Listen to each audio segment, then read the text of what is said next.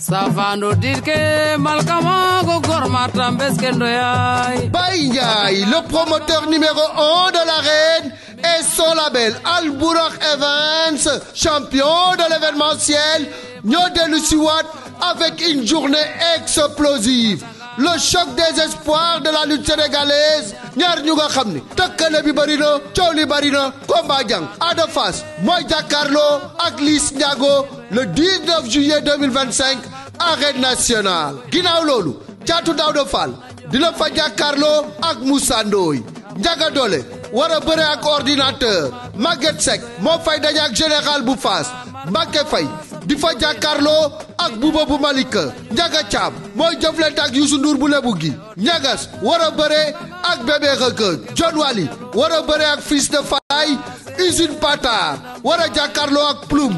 Aline Sey numéro 2 war a bëre ak Mbar. ñu xam leen ni journée boobu yi tamit du nekk en direct ci benn télévision. Senaffiche.com ak Wido TV ñoo koy wone 5000 francs moom ngay jëndee code au Sénégal 11,99 € bu dee diaspora bi. code bokk yi Al Bourakh Events avant dernière journée de la saison muy le 19 juillet 2025 Ada Fass Liss Ndiago ndaw lu rëy ndaw lu nar a neex. Espoir lamta nda xujandur fande njoor xana ngarit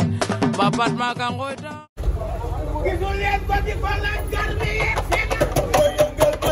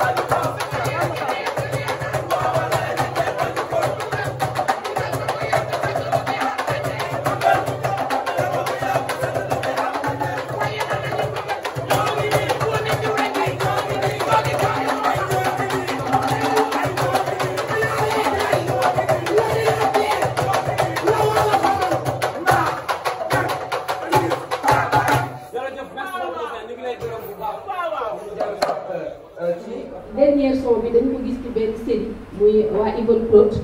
donc ngeen teel a génne son bi joxe ko te xaaru leen album bi lan moo waral loolu. deuxième question mooy le soir Salam Diallo ci son bi nga xam ne su ma juumul mën naa jàpp ne Fatou Lawbe de ci nu mu tudd Fatou Guewel bu soon na way son boobu noonu merci beaucoup. ñu bàyyi mu répondre après ñu doog a jàll ci benn question. waaw pour Even Prod xam nga artiste bu nekk am nga droit liggéey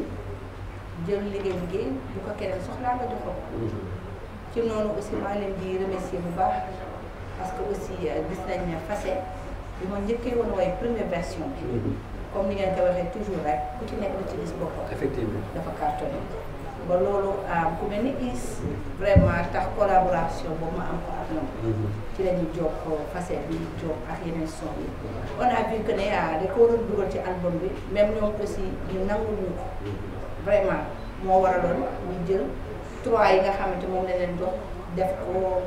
ci théâtre bi ñëpp bëgg ko ñu jël ko complété ko tamit ci album bi loolu it c'est normal à faire loolu moo tax ñu def ko.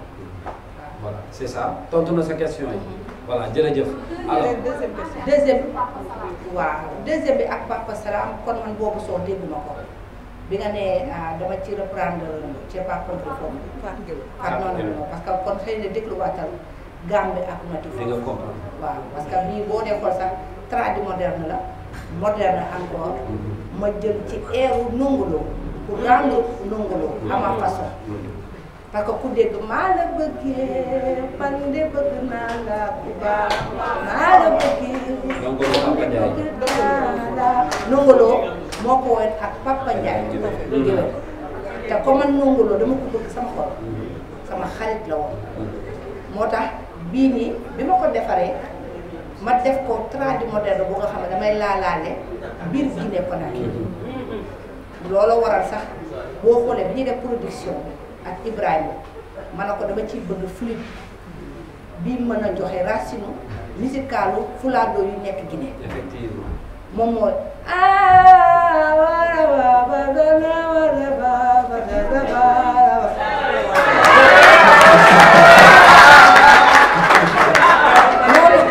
noonu la ma doon ñëwee noonu la ma doon dikkee ma defaroon ko bu yàgg nag même am naa bés sax sama benn cousine amoon mariage ma war a ko def parce que ku ma xam-xam ne moderne bi tamit traditionnel bi dama ciy yëngu. effectivement bi ma demee bu may dem toujours ci yenn mariage yi nga xam dama koy tëgg live traditionnel laay def te damay jël ay morceaux yu nongoloo jël tamit ay artistes yoo xam ne parfois seeni way daf may neex ma koy way ci mariage yi bi ma ñëwee bëggoon ko way ci mariage ba mu yàgg ma ne déedéet lii bàyyil ma denc ko parce que déjà li ma jot a jox Ibou bari na te li ma jot bàyyi ma teg ko ci suuf ma toogaat ba affaire yi am benn 1 an et demi ma dem gis Papa Salam ma ne ko Papa Salam li ma la doon wax toujours rek dama bëgg a eggale sama rêve ci yow ndax it bokk nga ci ñi nga xam ne Papa Salam moom ma njëkk a jox micro fii ci Sénégal Papa Salam Diallo wóolu ma bëgg ma ñu ànd boobu temps ñi ngi wax maay bii ma ne maa ko awoon ma ñëw ma waxtaan si ak moom mun na ma yéetiti ma ne ko dinaa ñëw sa soirée ma dem soirée ànd ak ale bi ma ñëwee ma way defi ma ni ma ne ko Papa Salam dafa am lu ma bëgg ñu ànd ko maak yow waaye mën naa la ko tegal fii ci soirée bi noonu ma daal di koy way ci soirée bi ma ko wayee mu ne ma yée lii moom amu xaar ñu daal di dem ma boole ko ak Ibou ñu dugal ko moo tax boo dee ci côté Fatou Law bu géwël peut-être bàyyi ma noot ci xel foofu mais xëy na te waaw c'était pour rendre hommage à Ndongo parce que am nga featuring moom mun nga ko defar ak instrumentiste bi featuring mun nga ko defar ak kii def texte mun nga ko defar album tamit noonu la mel li ci yow ngay génne topp ko pour mën ko jox doomu aadama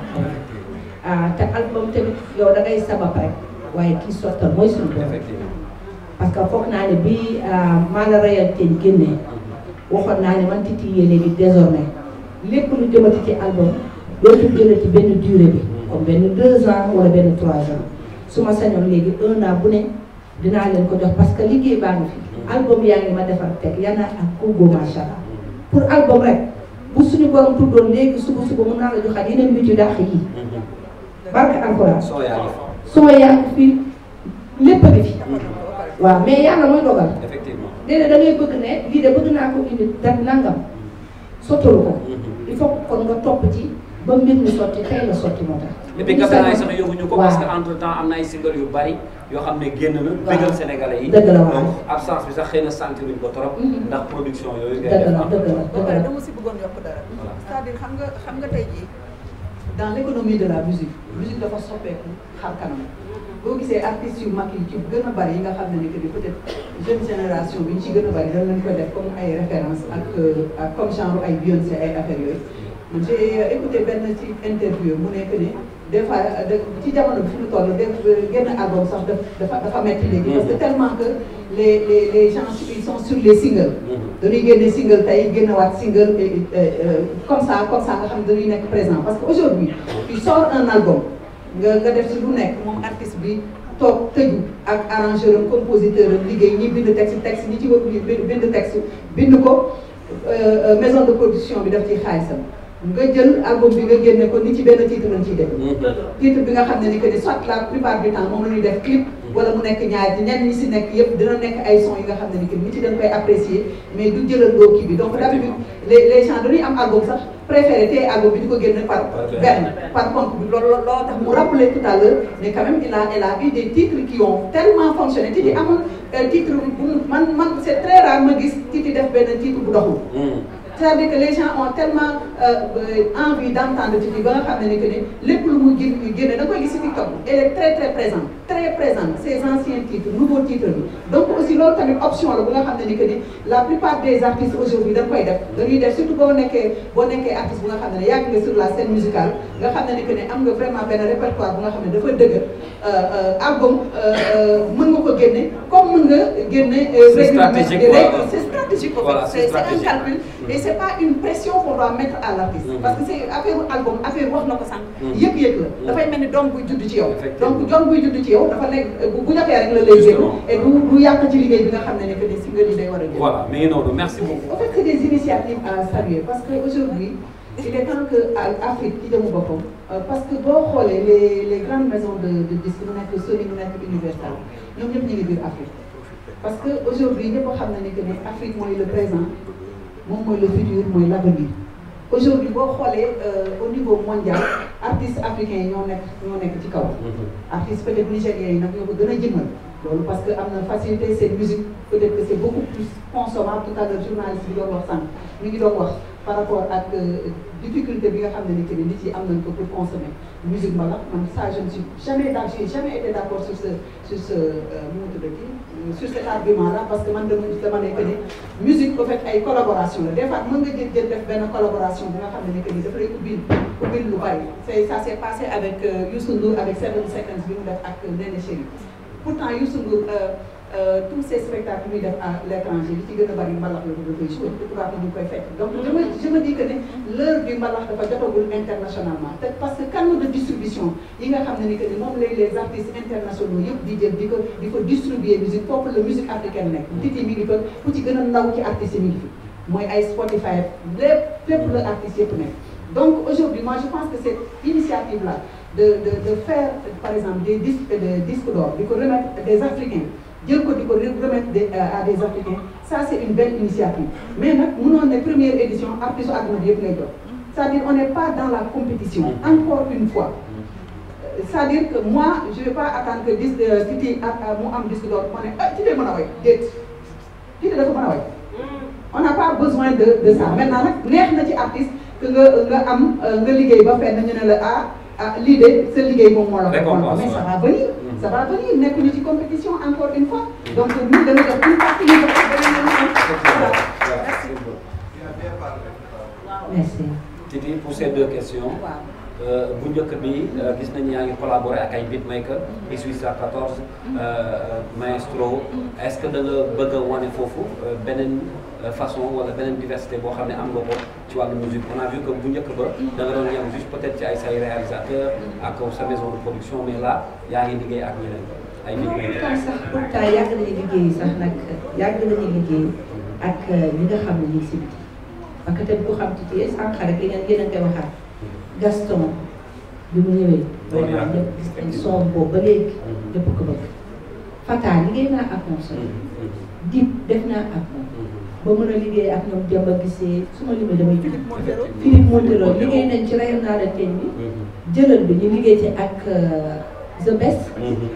te mooy li may wax toujours rek parfois mën nañu def son boo xam ne dinañ ci liggéey ak keneen parce que dañuy soxla touche mécanique bi jóge ci moom wala peut-être comme ni nga ko waxee bi mais wala comme ni tey ñu nekk ci arrangement rek yooyu yëpp ay featuring la yàgg naa ko def xanaa kay di dolli rek mais yooyu moom macha allah yàgg ak i tamit pour Titi indi beneen facette musicale waru leen bett si man loolu yéen a koy am déjà ci li ngeen tàmm dégg ci Titi man am na ñoo xam ne dañuy ñëw sax dama guitare kese lañu bëgg am ñoo xam ne ma naan clavier kese am ñoo xam ne dañ naan boo leen woyee leen nii rek leen neer kese voix bi kese am ñoo xam ne non dañ koy bëgg ak orchestre bi mooy li ñuy wax sànq rek polyvalente lañu yàlla dimbali nañ ñi ngi yëngatu ci sonorité bu ne peut-être nag jour mën na ñëw ñu jël loo xamante comme ni ñu wax def ko mu nekk beneen aspect rek boo xam ne du nekk purement et kii mbalax mais mbalax nag encore une fois dañ koy consommer. parce que man tournée ONU bi ma dem. dama ne la mbalax bee tax ñu jël ma. effectivement. mbalax loo tax koy consommer ci àddina bi. ñu jug di ko fekk ay autorité ay ministre lu ne.